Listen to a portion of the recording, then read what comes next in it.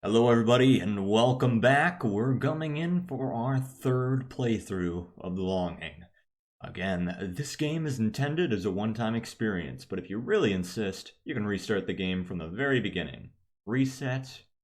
Let's do it again. Deep, deep beneath the earth there lay the realm of an old king. And, frig, I don't think I've got the sound. I need to turn the sound on. And why don't we make this get a little bit quicker? Needs to be a little faster.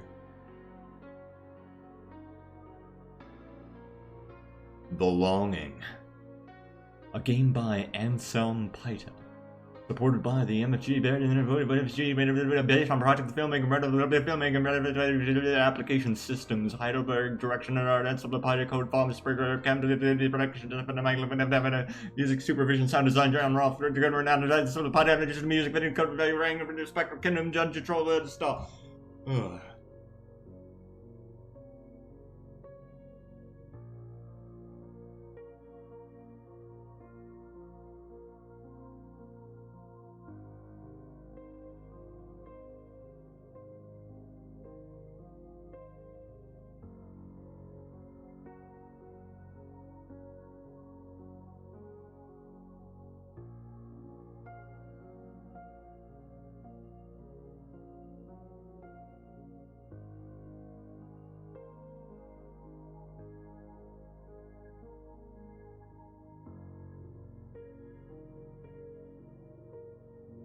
My powers have faded.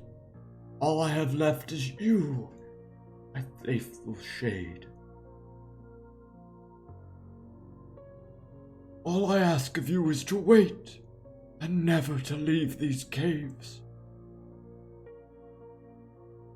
I shall now sleep for 400 days to gather my remaining strength. Wake me when the time has come to end all fear and longing.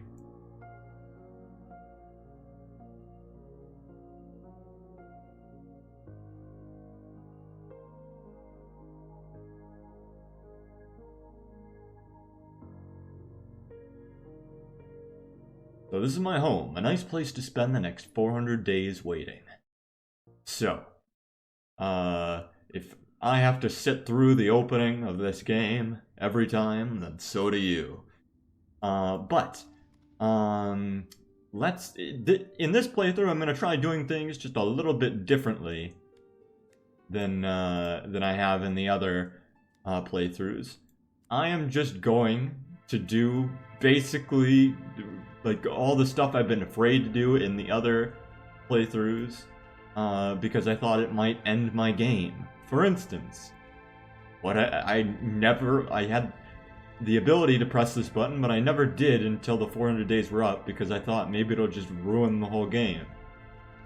So let's see what happens. 400 days have just begun. The king is still sleeping. I have to stay in his cavernous realm and wake him once the time has come. What happens if I just click it again? Okay, now. Maybe this dialogue might change. Like, right now it's 400 days have just begun, but maybe it'll let me do that at like 200 days, and it'll be like, oh, it's halfway over. Maybe I can awaken the king. Anyway, for this first episode of this third playthrough, I wanted to kind of just talk about how I plan on doing this playthrough differently from how this game is intended. There's no need to hurry. I have plenty of time to walk. And exactly, this game is intended to be all about waiting and thinking and just letting things happen the way, however it is. But I'm not going to do that this round. I'm going to try and do everything as quickly as possible. I'm going to try and speed everything up and just go for all of the things that I've been too afraid to do in the other playthroughs. Specifically, I'm going to try and speed run to get to the cliff. And that cliff that gives me the option to jump, I suspect that cliff will just kill my character. The shade will just jump off and die, and that'll be credits roll. But it's also possible that, you know, we get some sort of secret area, like maybe we jump into a pool of water and there's some sort of secret cavern that is the hint that we've been looking for to figure out how to open or find whatever secret door we're looking for. We're gonna be able to make use of the fire and the books to speed up time when we need to speed up time, to be able to get to that cliff. And it's just completely against the nature of this game. And again, another thing that's against the nature of this game is the idea of playing it multiple times. The creator of this game has said multiple times, you're not supposed to play it again. You're supposed to just, you're only supposed to play it once, and you're supposed to be happy with whatever you get. That's like the intended way of playing this game. And obviously, my answer to that is, fuck off. I'm gonna do what I want to do. But I don't know how I really feel about that. He can decide whatever he thinks is the best way of playing it. I appreciate that he didn't really force you to not be able to play it again, but whatever. And I had a script for how I wanted to do this episode, and I abandoned it because I was like, screw it, I don't need a script, I'll just riff like I normally do. It's not like anybody watches these anyway, like maybe 2 people max. Just give me a second to see where I want to go from here.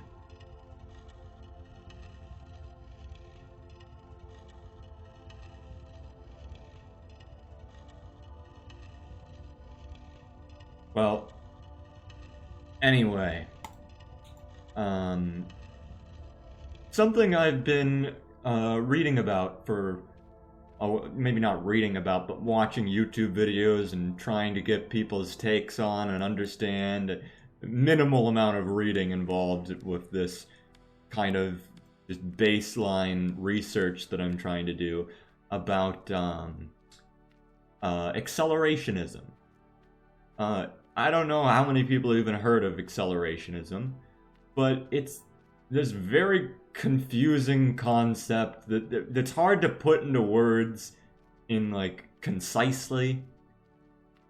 And it's like hard to say, is acceleration like a political ideology? Is it a philosophy? Is it some other kind of idea? What is it?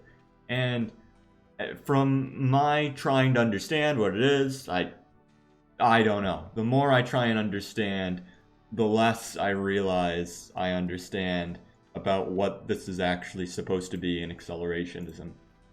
But if I try and say what accelerationism is, let's see, how would I even do that? Let's see.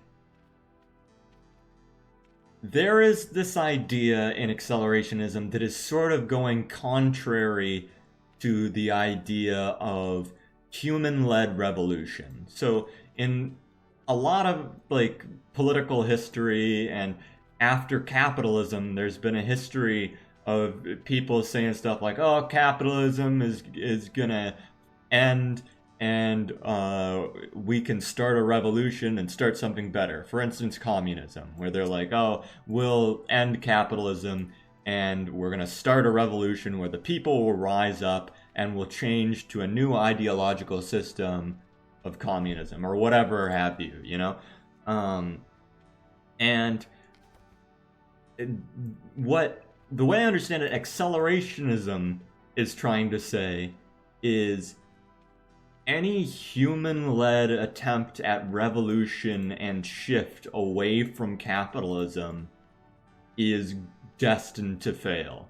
Because capitalism as it is sort of a self-healing system of government. It's too good at staying around. Accelerationism poses this idea that just no matter what you do, you can't really stop capitalism. Like the genie is out of the bottle and it's just gonna keep going. And the only thing human beings can hope to do in the face of capitalism is slow it down. You can either let capitalism run its course, or you could actually also try and accelerate capitalism, but we'll get to that. Or you could try and slow it down by trying to enact some policies that might just reduce some of the like more intense effects of capitalism as we move further and further down some sort of later and later stage of capitalism. And one idea that accelerationism posits is that there isn't even really, we're nowhere near late stage capitalism, because there's no way of knowing what a late stage of capitalism actually is. Like the idea of, we might not have seen anything yet. It's possible that there are many, many stages of capitalism, and we are still in like the very beginning stages of it, and we just don't have enough information to know what's coming. Let's see, how do I want to move forward with attempting to talk about accelerationism? This giant topic. So, we may theoretically be able to slow down capitalism's march through whatever stages it may have. And we may be able to do nothing and just let capitalism proceed at its own pace. Or we could specifically try and embrace all of capitalism in all of its good and bad and just let it keep moving forward as quickly as we can get it to accelerate the forward march of capitalism.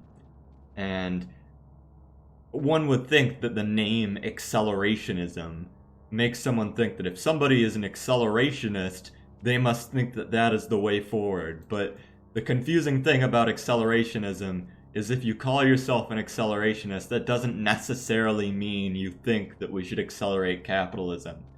It's just sort of you acknowledge that as an option, it seems like. I'm not entirely sure. Alright, so I gotta wait 2 hours for the door to open. I guess I'll try and find other stuff while I wait for the door to open. That I can start having the time pass with.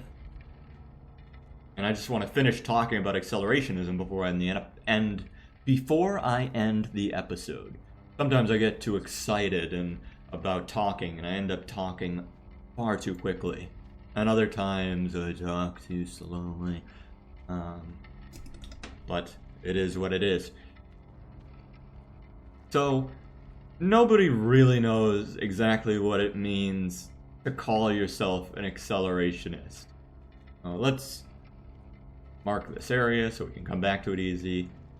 Because there's just so many different types of accelerationism, or rather, there's so many ways of, like, once you understand some of the ideas behind accelerationism as a philosophy, you could take those ideas and run with them in 1,000 different directions of trying to say, like, okay, if these assumptions are true, what should we do about it? Should we slow capitalism down? Should we let it run its course normally?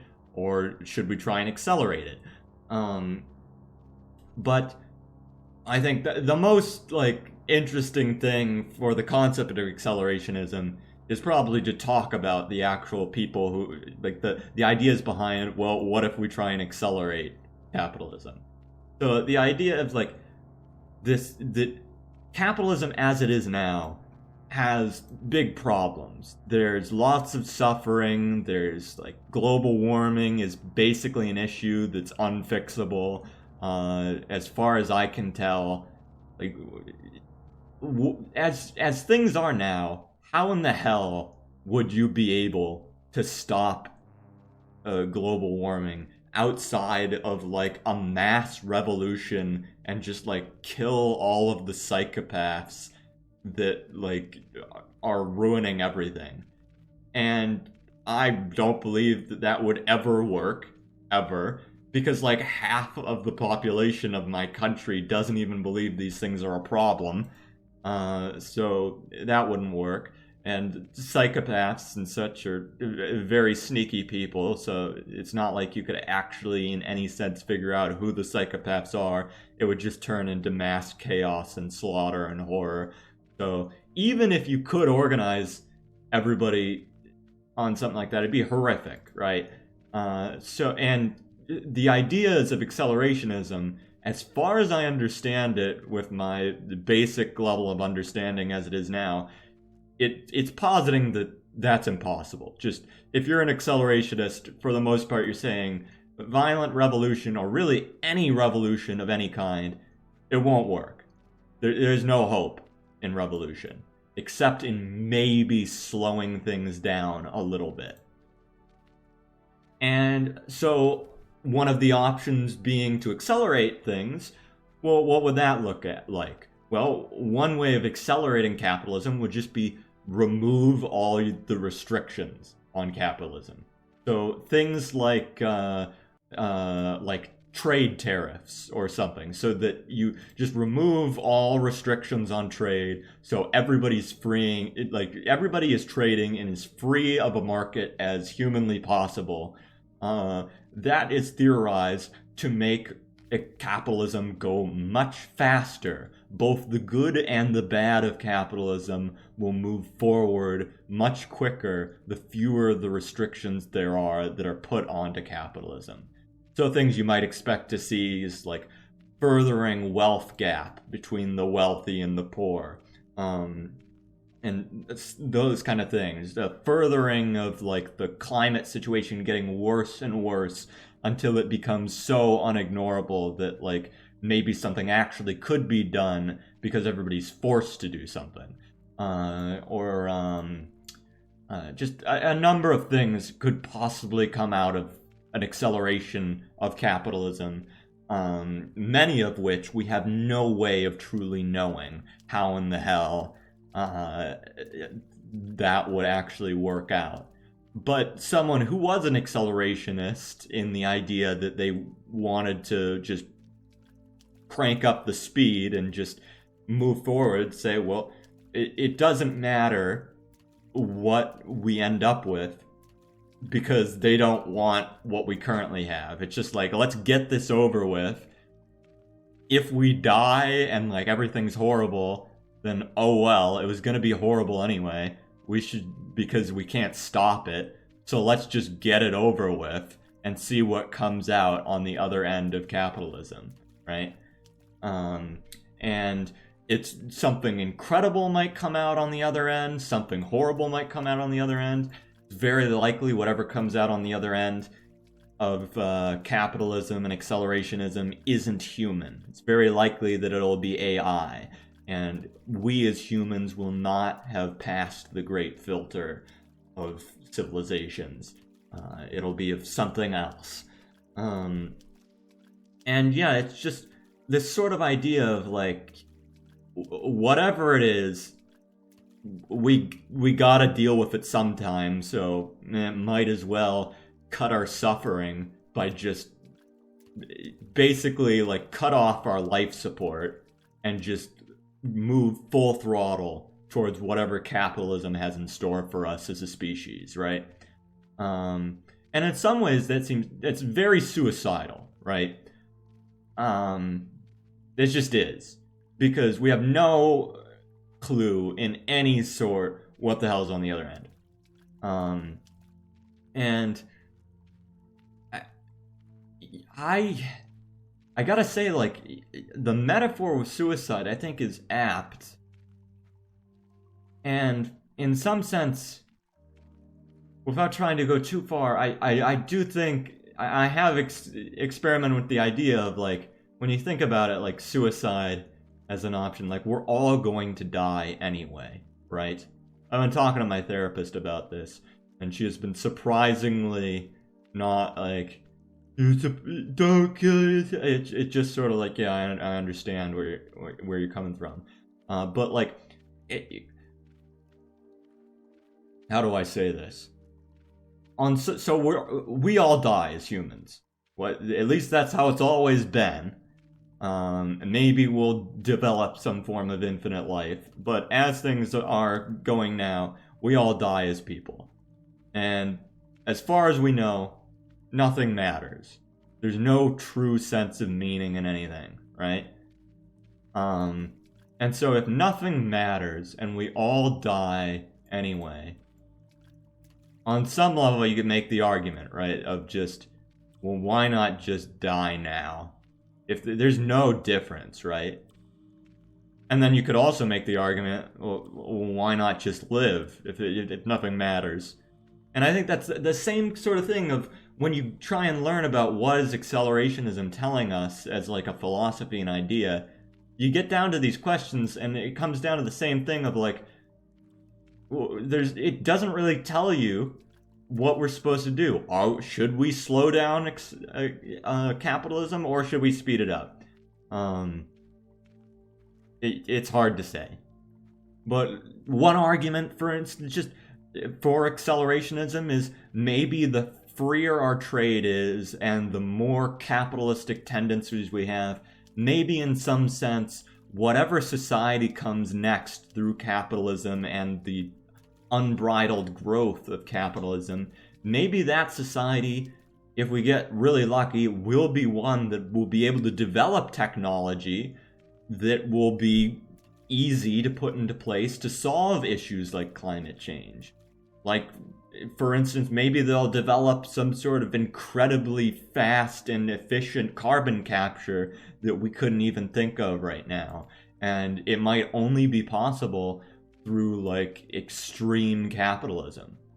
It's possible, but it is anything but guaranteed. But when you compare the it's possible with the idea of it's pretty much impossible that as things go now with our current society that we could ever fix climate change. It's too fucked. Human nature just dictates that if somebody starts saying stuff like, my company won't do all these bad things, well, it'll be more profitable to do bad things, so some other company will just take over and they'll be more profitable. And it's not like poor people have an option. Like, they'll be like, well, the poor people will all get together and they'll say, well, we'll buy the more expensive product because it's better for the environment. They can't do that. They'll starve if they buy the more expensive products because they don't have the money.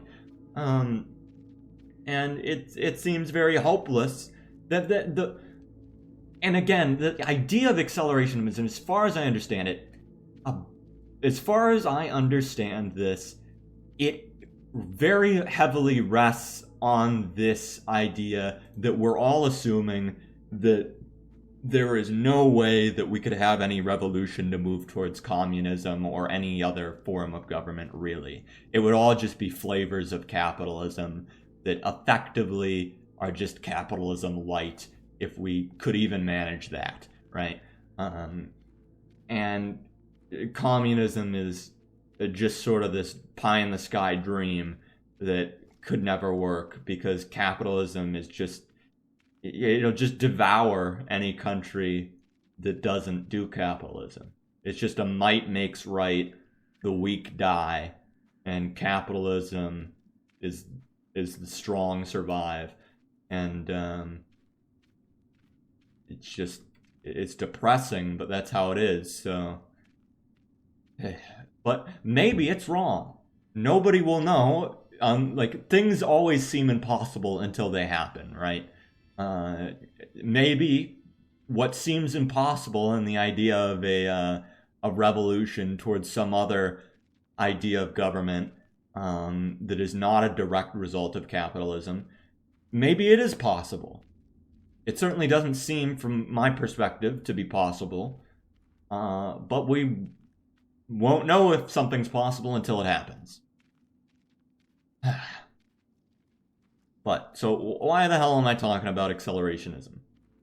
Well, because it reminds me a whole hell of a lot of this idea of me in this playthrough wanting to get to the cliff as quickly as possible. And going against the common knowledge, the common idea of of of being afraid of some of these scarier options. Like we as people, a lot of us are afraid of the potential hugely negative ideas of where capitalism could take us, and that is very valid. And in the same sense, in this game, it is very likely that when I get to the cliff, I'll just die. It's just suicide, right? That's a huge possibility. But I'm gonna do it anyway, and I'm gonna go as quick as possible to just get it over with, because in the sense of this longing playthrough, I was gonna eventually do it anyway, because I want to see all of the content in this game. And in a slightly similar sense, in the longing, the only reason I'm eventually going to have to do it is because I want to, and I know that I will eventually want to do that. But in real life, the only reason that we're forced into these things is just because we can't stop it, right? The same reason that in real life we can't stop our own deaths, but we try and avoid it anyway.